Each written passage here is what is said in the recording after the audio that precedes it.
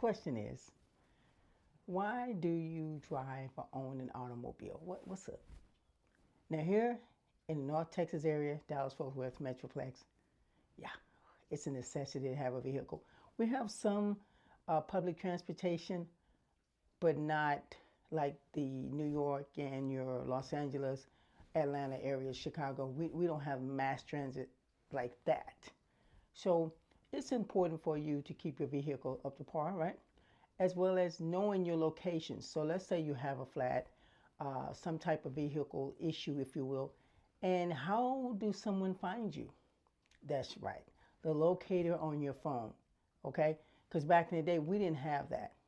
You're like, I don't know where the mile marker is. I don't know. I know I just passed that 7-Eleven. And then there was a yellow tree in the road.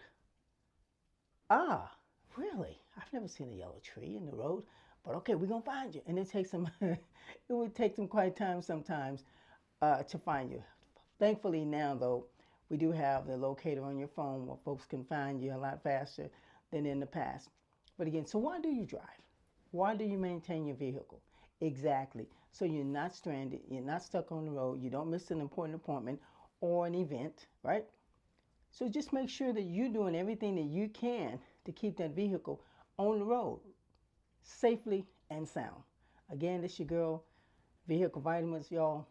I see it every day, all the time, and I'm amazed at the things that people do or do not do for their vehicles. So make sure you're not one of them. All right, let's go.